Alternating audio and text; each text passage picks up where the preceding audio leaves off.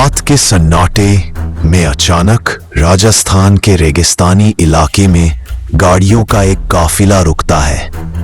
किसी सरकारी दफ्तर के बाहर नहीं, बल्कि एक पुराने किले की तरफ। लोग कहते हैं ये वही रात थी जब एक अफवाह ने पूरे देश में आग लगा दी कि आपातकाल के दौरान राजस्थान की मिट्टी के नीचे छिपा सोने का एक रहस्यमयी भंडार खोज लिया गया था। किसने खोजा, क्यों खोजा, और क्या वाकई उस रात वहां कुछ मिला था, या यह सिर्फ डर और दमन के माहौल में जन्मी एक अफवाह थी? आज हम उस दौर की परतें खोलेंगे जब देश में आपातकाल लगा हुआ था और हर अफवाह, हर कदम इतिहास को बदल सकता था। 25 जून 1975, एक तारीख जिसने लोकतंत्र की धड़कन को थाम दिया। देश भर में आपातकाल की घोषणा हो चुकी थी। अखबारों पर सेंसरशिप, राजनीतिक गिरफ्तारियां और जनता के भीतर एक अनकहा डर। लेकिन इसी दौर में उत्तर भारत के एक हिस्से में एक और कहानी जन्म ले रही थी, अनसुनी, अधूरी और रहस्य से भरी। राजस्थान के कई इलाकों में अचानक चर्चा फैलने लगी। पुरानी हवेलियों में दबा खजाना, जमीन में छिपे सोने के बर्तन, गुप्त तिजोरियों पर सरकारी नजर। कौन जानता था कि यह अफवाह आगे चलकर इतिहास की एक दिलचस्प कड़ी बन जाएगी। राजस्थान, जहां रेगिस्तान की रेत अपने अंदर सदियों की कहानियां छुपाए बैठी है। आपातकाल के समय यही रेत एक और रहस्यमयी कहानी का हिस्सा बनी। कहा गया कुछ इलाकों में पुराने घरों से गहने और नकदी छुपाए जाने की जानकारी सरकार तक पहुंची थी। किसने बताया, क्यों बताया, आज भी यह स्पष्ट नहीं। लेकिन जैसे ही खबर फैली कि सरकारी टीमें जांच के लिए गांवों की तरफ बढ़ रही हैं, हवा में तनाव तैरने लगा। लोग पूछ रहे थे, क्या सच में किसी को खजाना मिला, या फिर सिर्फ डर का माहौल बनाने के लिए फैलाई गई अफवाह। आपातकाल के दौर में सरकारी अभियानों की रफ्तार तेज थी। कई जगहों पर आयकर विभाग और अन्य एजेंसियों ने कार्रवाई की, हकीकत में या अफवाह के रूप में। लोग दोनों नहीं समझ पाए।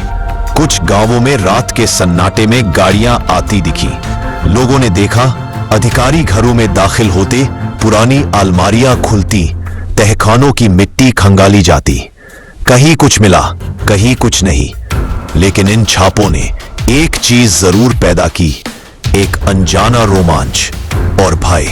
मिलने वाले पुराने सिक्कों या गहनों की असली कहानी क्या थी, यह लोग आज भी धीमी आवाज में बताते हैं। राजस्थान की राजसी हवेलियों और पुराने किलों में सदियों से विरासत का सामान रखा रहता था। कुछ दर्ज, कुछ अधूरा और कुछ केवल परिवारों को ही मालूम। आपातकाल के दौरान कानून कड़े थे और कई घरों में रखी पुरानी धरोहरें अचानक संदेह के घेरे में आ गईं।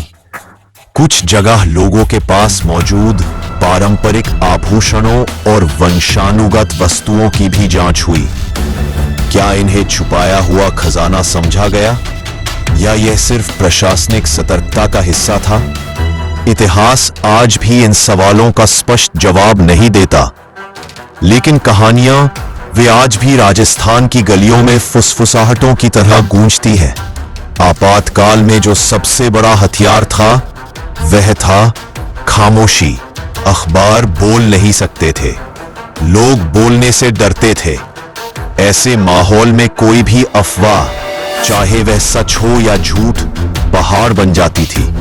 जब राजस्थान में सोने की बात फैली, तो लोगों ने इसे सत्ता की पकड़ के प्रतीक की तरह देखना शुरू किया।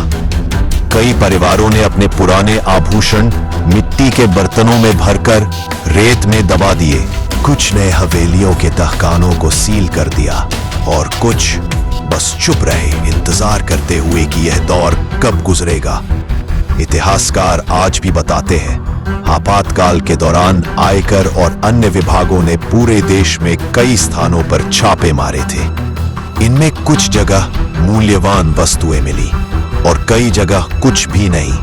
दूसरी तरफ स्थानीय लोक कथाएं कहती है, बहुत कुछ मिला पर कभी बताया नहीं गया। कौन सा संस्करण सच है, यह दुविधा ही इस कहानी को रहस्यमयी बनाती है। जहां दस्तावेज सीमित है वहां दंत कथाएं अधिक है, और राजस्थान की रेत जहां हर कदम कहानी जन्म देती है, वहां यह रहस्य और भी घना हो गया।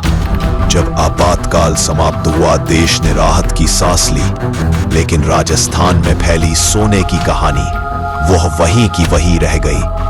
न कोई आधिकारिक घोषणा, न कोई अंतिम बयान, बस लोगों की यादों में दर्ज एक दौर का डर और उसके बीच जन्मा एक रहस्य। कुछ कहते हैं कुछ नहीं मिला, कुछ कहते हैं बहुत कुछ मिला, और कुछ अब भी चुप है। आज लगभग 5 दशक बाद भी राजस्थान के कुछ इलाके रात के अंधेरे में फुसफुसाते हैं, उस रात कुछ हुआ था। लेकिन क्या हुआ था वो आज भी इतिहास की धूल में छिपा है। आपातकाल एक ऐसा समय जो देश को बदल गया, और उसके भीतर छिपी यह सोने की कहानी एक ऐसा रहस्य जो शायद कभी पूरी तरह सामने नहीं आएगा, क्योंकि कुछ कहानियां जवाबों से नहीं सवालों से जिंदा रहती है, और यह उन्हीं में से एक है।